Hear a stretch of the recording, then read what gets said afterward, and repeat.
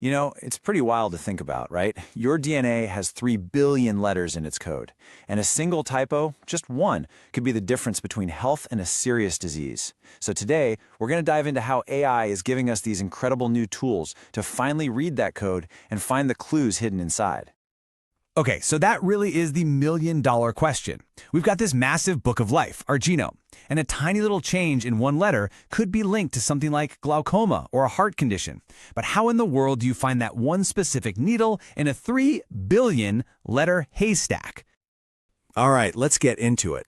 To start this genetic data hunt, we have to begin with the basics. First things first, we need to know what exactly we're even looking for. So, in the world of genetics, that what, the thing we're trying to understand, is called a phenotype. It's really just any trait you can see or measure. You know, it could be super obvious, like your eye color or your height, or it can be way more complex, like your specific risk for a disease. That's our target. And for a long time, the go-to tool for this hunt has been something called a genome-wide association study, or GWAS for short. The best way to think about it is like a huge systematic search.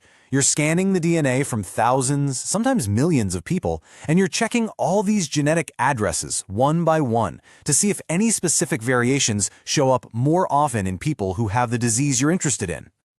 Now, GWAS has been a total game changer, but it has a weakness. It tends to like things simple. And, well, biology is anything but simple. It's messy, it's complicated, and it's absolutely full of noise. See, here's the thing. Our traits aren't just about genes working in a vacuum. You've got factors like age, sex, all these things that have these weird, complex, non-linear effects.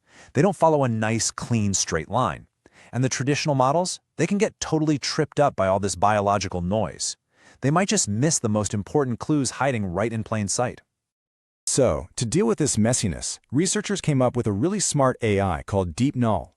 It's designed to actually understand these complex real-world relationships. And check this out. On the left, when the data is simple and straightforward, you can see the old method and Deep Null are basically tied. But look at the chart on the right. When you throw in the kind of complexity you find in actual biology, Deep Null just pulls way ahead.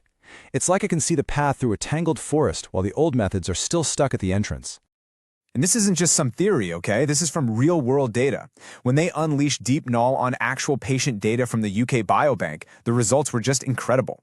For predicting the likelihood of glaucoma, Deep Null found 46% more significant genetic locations than the old-school method. I mean, that is a massive leap forward. It means we're getting way, way better at figuring out who's really at risk. Okay, so we've got a much better tool for finding the clues. Awesome. But that just reveals the next big problem. What happens when the labels we're using, the phenotypes, aren't perfect? What if we need to let the data speak for itself? I mean, just think about it for a second. Labeling someone as either has the disease or doesn't have the disease is, well, it's pretty crude, right? Biology is almost always a spectrum. Plus, how are you ever going to get a doctor to sit down and create detailed labels for 1 million people? You can't. It's a massive bottleneck. And this is where AI phenotyping just completely changes the game. Instead of those clunky yes or no labels, we can just feed the AI the raw data itself, like here's a detailed scan of an optic nerve or a lung function curve. The model then learns all the important patterns on its own and spits out this super precise, scalable score. So now you get a much richer picture, and you can do it automatically for millions of people. Problem solved. But okay, what if we could take it even one step further?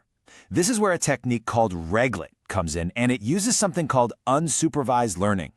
This is wild. It means you don't give the AI any labels, not a single one. You just hand it the raw data, say a bunch of lung function tests, and it just figures it out. It finds the important patterns all by itself. It's literally like giving the AI a flashlight and telling it, go explore this dark room and tell us what you find. Okay, so we've taught our AI to look at one type of data with superhuman precision. That's cool, but think about how we understand the world. We combine our senses, right? What if we could teach an AI to do the same? Right? So looking at just one data type, that's called unimodal. It's like trying to understand an orchestra by only listening to the violins. You get part of the story, but you're missing the whole symphony. The new approach, called multimodal, is about hearing everything at once. And a new method, emrigal, does exactly that. It listens to all the instruments at the same time to find harmonies, these connections that are completely invisible when you're just focused on one section. And wow, just look at the result. This is a Manhattan plot, and it basically shows us all the genetic discoveries mRegl made when it looked at 12 different heart readings, ECG leads, all at once. Every single one of those giant peaks shooting up past that red line, that's a potential new genetic discovery for heart health. By putting all the data together, it's finding stuff that was just impossible to see before. Let's actually quantify this, because the numbers are pretty staggering. So mRegl's confirmed 122 known genetic links, which is great, but it also found 20 totally new ones. And get this, it found 30 genetic markers that were completely invisible when scientists looked at each data stream on its own. That's not just a little better, that's a whole new level of discovery. So, what's the big deal? Why does this all matter? Well, because this kind of deep genetic insight leads directly to better medicine. This new knowledge was used to build a way more accurate risk score for atrial fibrillation, a common heart condition. And that means we can identify people at high risk way earlier and hopefully intervene before something bad happens. This is how that fundamental science actually ends up saving lives. So what a journey, right? We've basically watched the scientific toolkit for understanding our DNA level up again and again, with each new idea building on the one before it. I mean, think about it. We went from those early, simple searches with GWAS to getting a whole lot smarter about seeing through the biological noise with deep null. Then we took a huge leap and let the AI create its own, much better labels. And finally, we taught it to combine all its senses with mRegl. Every single step has peeled back another layer of the onion, getting us closer to the real biology underneath. So what does this all mean for the future?